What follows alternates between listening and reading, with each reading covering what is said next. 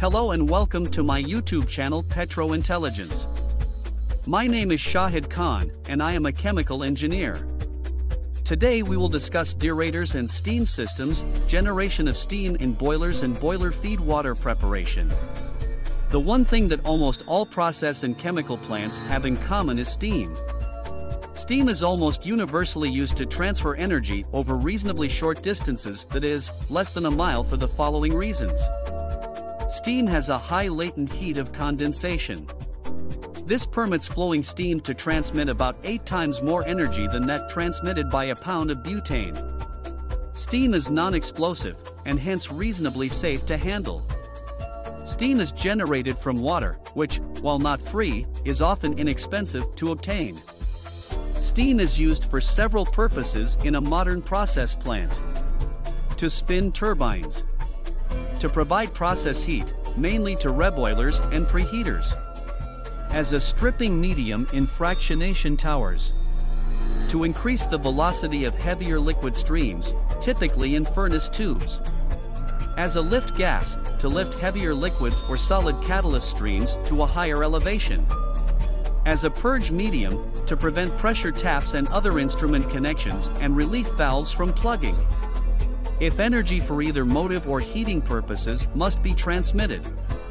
Over long distances, that is, more than a few miles, it is best to use electricity. The energy loss, due to both friction and ambient heat. Radiation is orders of magnitude greater for steam as compared to electrical power.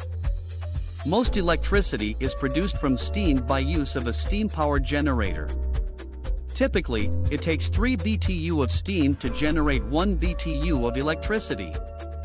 That is why it is best to use the steam directly, at least for heating purposes, if the distance between the boiler house and the consumer is small.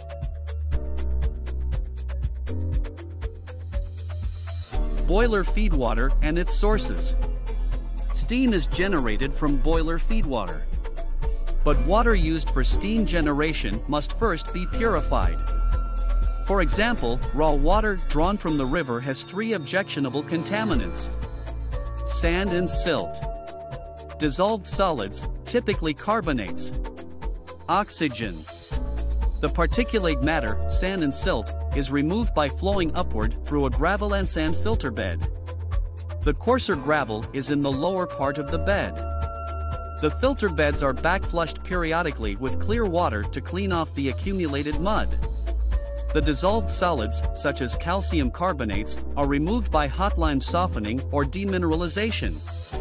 Demineralized water, also called deionized water, typically has essentially all anions and cations removed by ion exchange resin.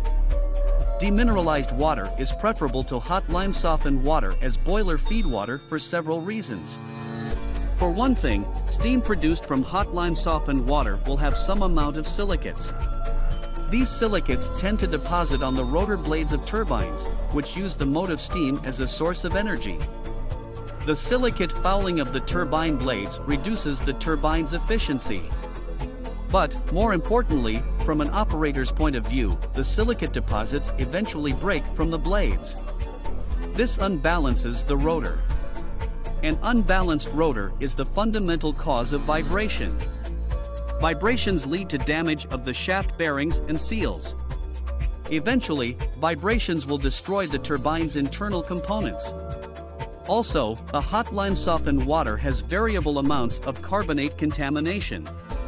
When boiler feed water is converted to steam, the carbonate deposits will break down into carbon dioxide and hardness deposits. The hardness deposits coat the inside of the boiler's tubes, interfere with heat transfer and overheat the tubes. The carbon dioxide, which is also generated from the dissolved solids, creates more serious corrosion problems in downstream heat exchangers. When the steam condenses, the carbon dioxide may remain trapped in the reboiler or preheater as a non-condensable gas. Actually, there is no such thing as a non-condensable gas. Even CO2 is somewhat soluble in water. As the CO2 dissolves in the condensed steam, it forms carbonic acid, a relatively weak acid, pH typically between 5 and 6. Strong acids will have pH values of 1 to 2. Pure water has a pH of 7. Carbonic acid is corrosive to carbon steel heat exchanger tubes. Oxygen is a particularly reactive element. Actually, oxygen is a very potent gas and reacts aggressively with exposed metal surfaces to form oxides. Of all the corrosive substances encountered in a process plant, few exceed oxygen in reactivity with steel pipes. If a considerable amount of oxygen is left in boiler feedwater, interior corrosion of the boiler tubes will be rapid. The bulk of the oxygen, or dissolved air, is stripped out of the boiler feedwater in a deaerator. In properly operated process plants, most of the boiler feedwater should be recovered condensate, that is, when steam condenses to water, the condensate produced should be recovered and returned to the boiler house. Often, the recovered condensate will first pass through a deoiling clay bed to remove any hydrocarbon contaminants. To calculate the percent of condensate recovered, we need to know two numbers: total steam production, SP, total raw water flow, RW. The percent condensate recovery, CR, can then be calculated. CR equals 100% minus 100 times RW per SP. Plants with CR greater than 70% are usually doing a good job of recovering condensate. CR values of less than 30% represent poor performance. Poor condensate recovery is expensive for two reasons. One reason is the energy and chemicals needed to prepare the boiler feedwater. However, in recent years, there is a second, more expensive cost associated with poor condensate recovery: effluent wastewater treatment. I well remember one refinery in which boilers and heat exchangers suffered from constant steam-side corrosion and fouling. Investigation showed that the intake water treatment plant operators would occasionally partially open the raw water bypass around the entire treatment plant. They had a good reason, however, which they explained: "You all have to admit, some kind of water is better than no water at all."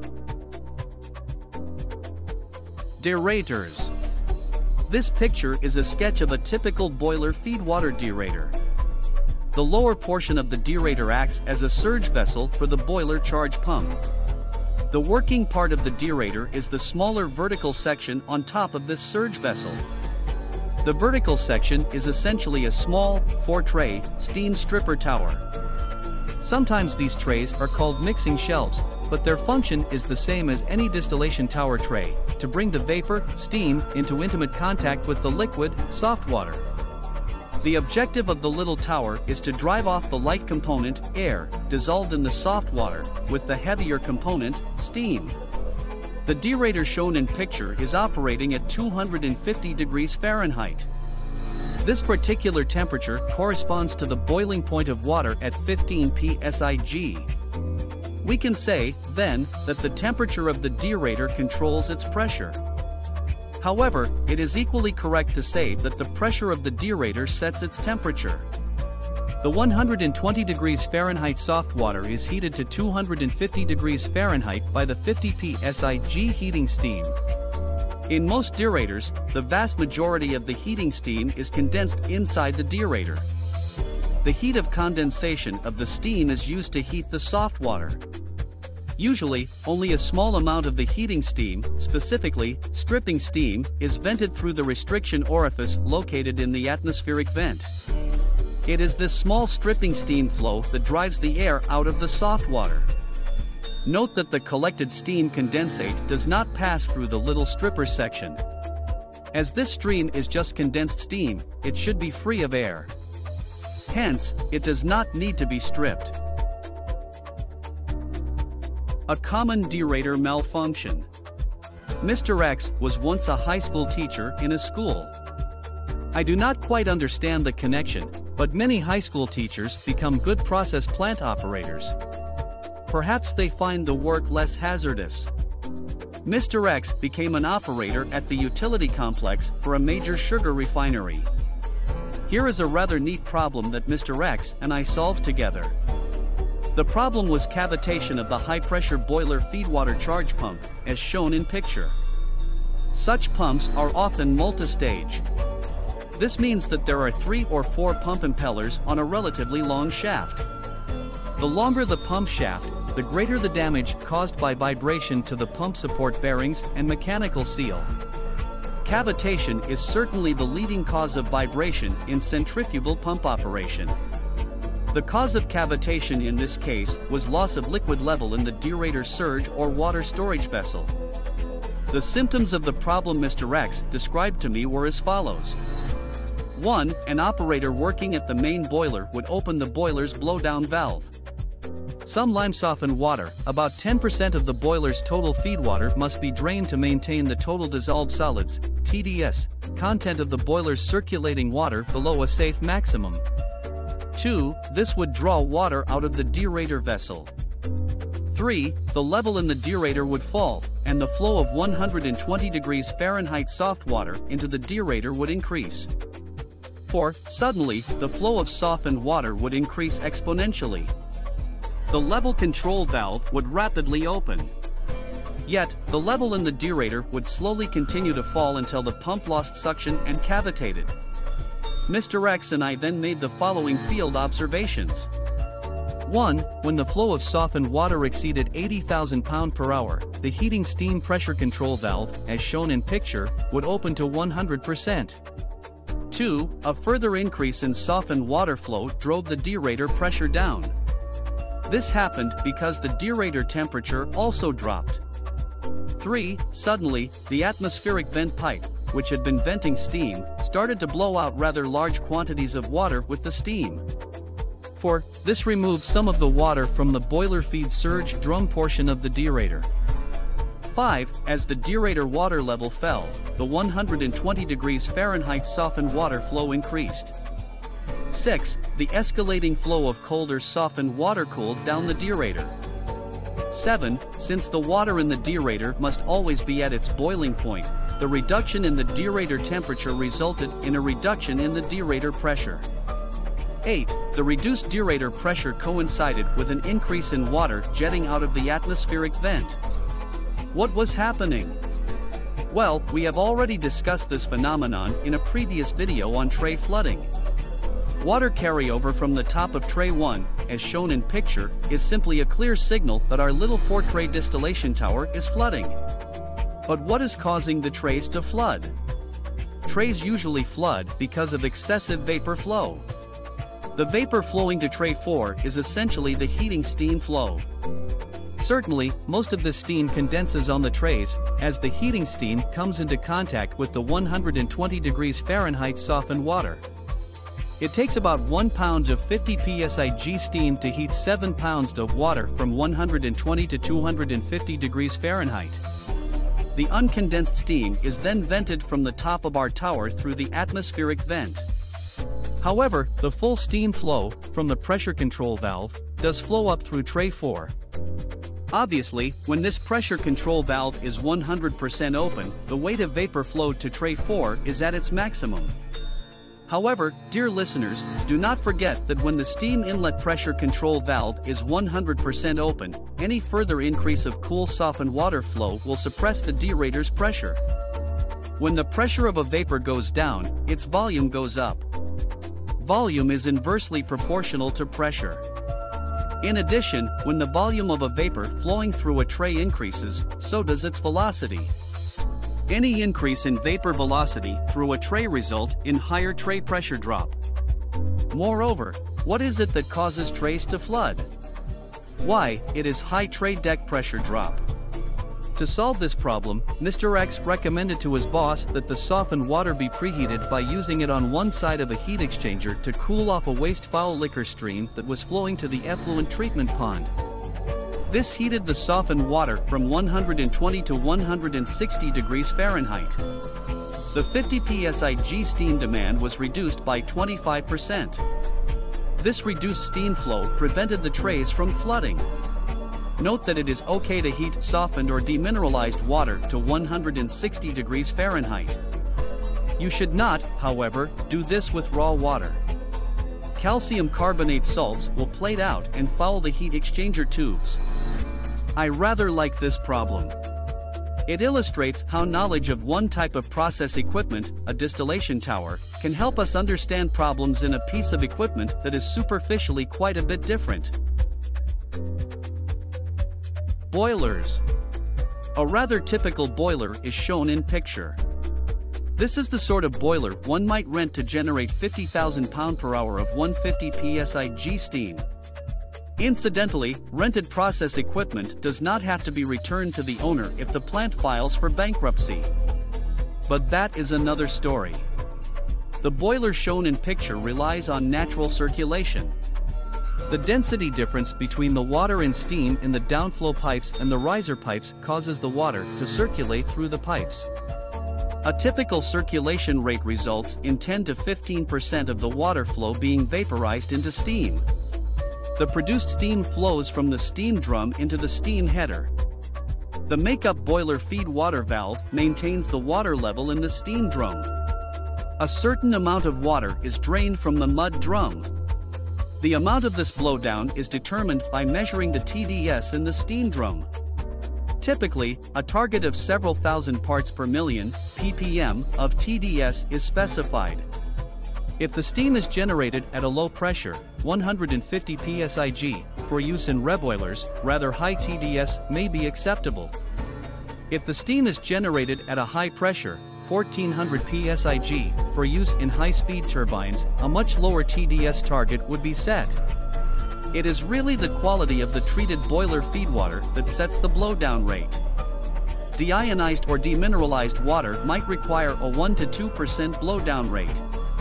Hot lime-softened water might require a 10 to 20% blowdown rate.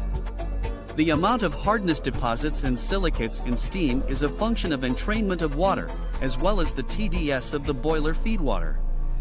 A well-designed boiler, then, often is equipped with a mesh-type demister pad to remove entrainment from the produced steam. The water level in the steam drum in picture controls the boiler feedwater (BFW) makeup rate. However, note that the steam drum is full of boiling water. How can we measure the real level of this two-phase mixture in the steam drum? After all, the external level indication chamber, level troll, holds just water. When we look at the gauge glass, it has water, not steam. Hence, the indicated water level outside the drum is less than the boiling water level inside the drum. This discrepancy causes water carryover with the steam due to high boiling water levels. If we are superheating the steam, then the silicates and other salts in the entrained water will deposit inside the superheater tubes. What I have just described is the leading cause of superheat tube failure. Most of the trouble can be avoided if you understand that the actual level inside the steam drum is higher than the external water indication shows. I have explained this matter in greater detail in the video on waste heat boilers. Superheaters and economizers. This is not a complete picture of a larger industrial-type boiler. Mainly, it does not show the superheat and economizer tubes. This picture gives a better idea of the relative arrangement of the steam-generating tubes, superheat tubes, and economizer tubes. Let us assume that we are generating 100,000 pound/hour of 150 psig steam. In the economizer section, the effluent from the deaerator at 250 degrees Fahrenheit would be heated to 350 degrees Fahrenheit.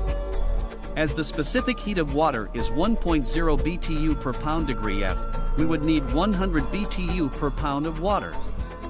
However, to produce 100,000 pounds of steam, we might need a 10% blowdown rate to control TDS.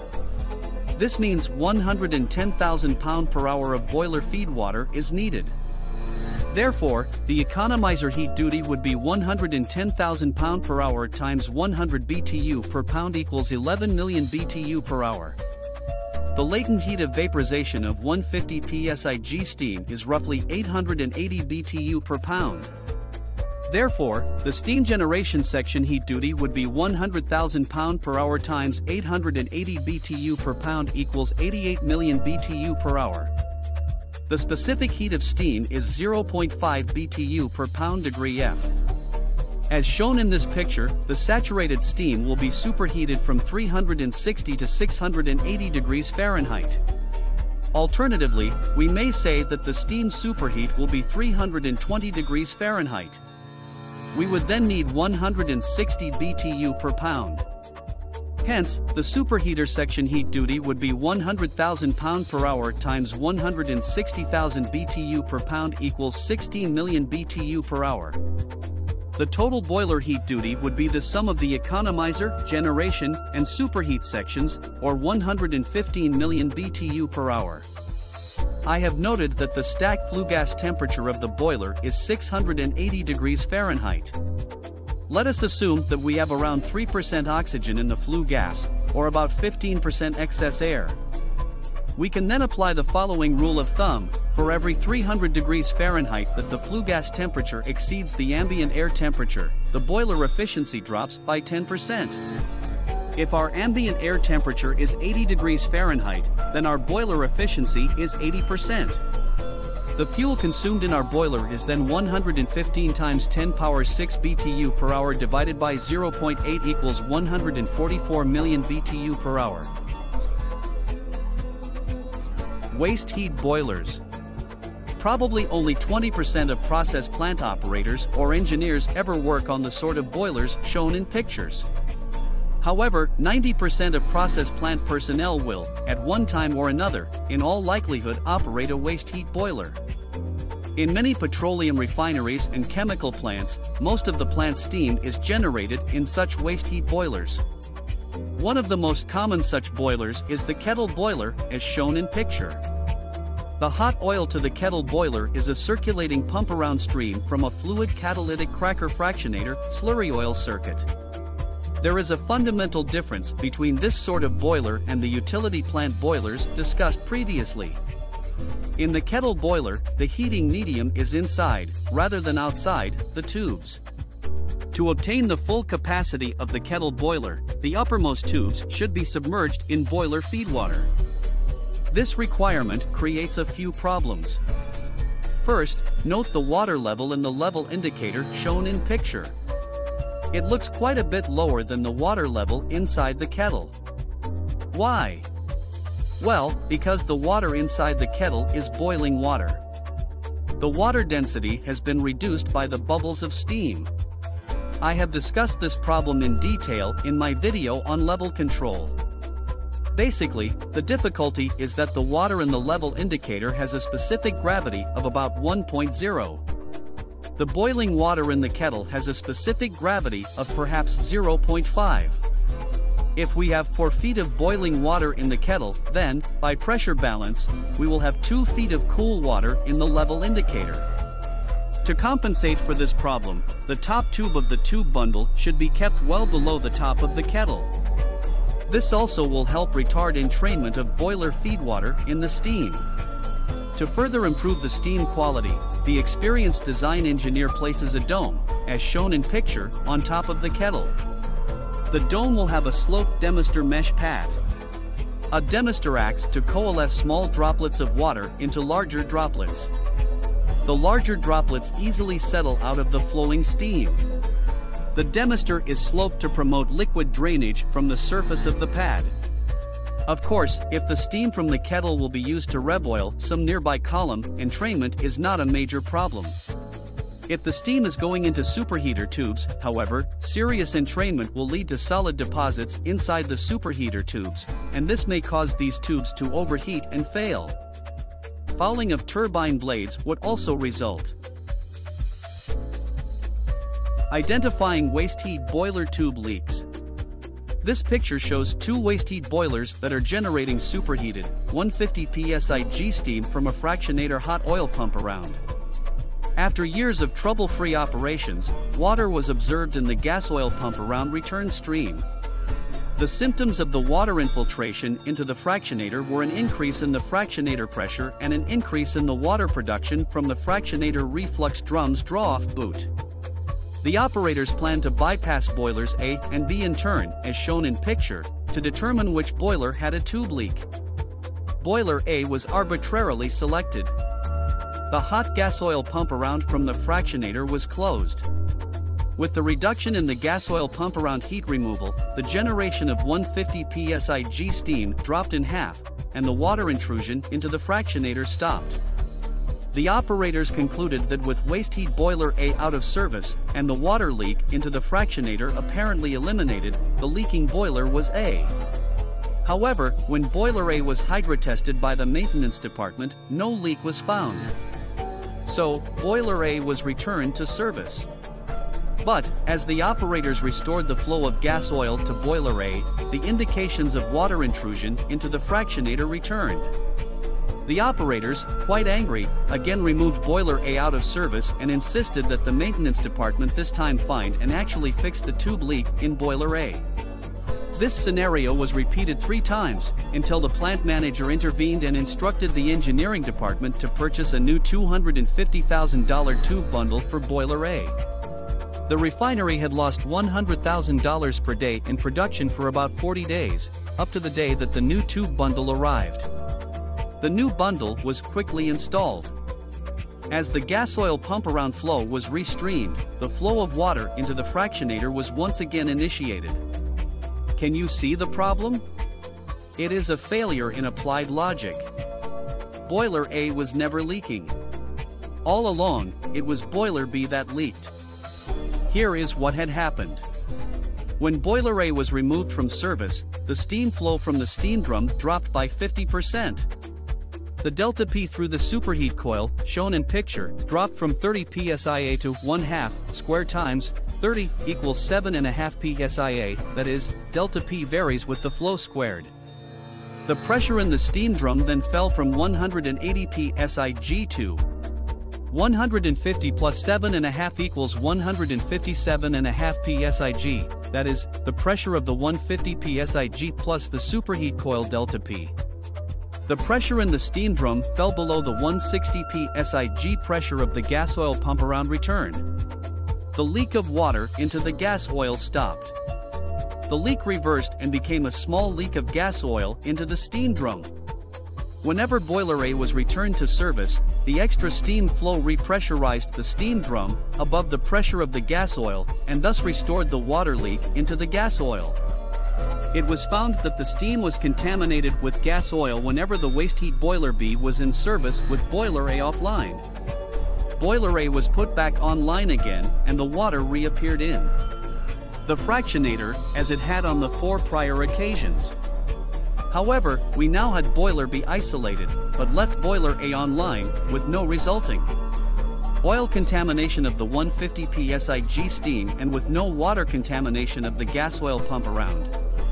A tube leak was found and fixed in boiler B, and then boiler B was also returned to service and the full unit charge rate was restored. An intelligent engineer solved this problem in just 4 hours, while the client failed to solve the problem in 40 days.